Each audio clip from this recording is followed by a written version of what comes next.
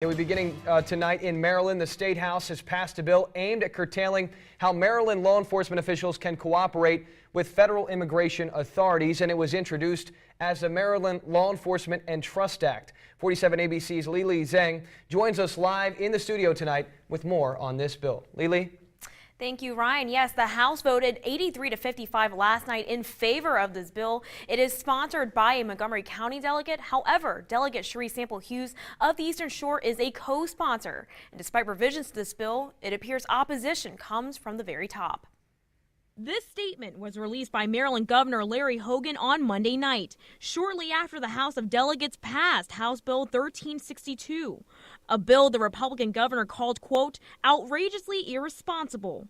But it's also a bill District 37A Delegate Cherie Sample Hughes co-sponsored, legislation known as the Maryland Law Enforcement and Trust Act. Legislation such as this to ensure equity for all is a step certainly towards the right direction. Supporters say House Bill 1362 would restore community trust in Maryland law enforcement and government by clarifying parameters.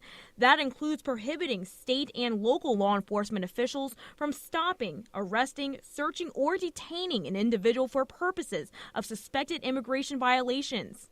But even with an 83 to 55 vote passing in the House, Delegate Sample Hughes tells 47 ABC it did not come without amendments after being heard in the Judiciary Committee. What I have found in working here in Annapolis is that everyone has the opportunity to be heard, and working with law enforcement, working with the judicial system, and working with concerned citizens, you bring all those pieces together. In a statement released Monday, Governor Hogan promised a veto of this bill, saying, quote, this legislation would interfere with our state and local law enforcement's ability to cooperate with federal law enforcement authorities. I will veto this dangerously misguided legislation the moment that it reaches my desk, end quote.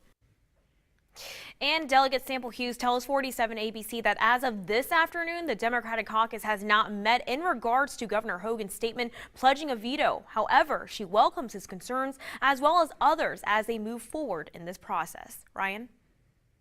All right, thank you, Lili. 47 ABC's Lili Zhang reporting live in our studio tonight.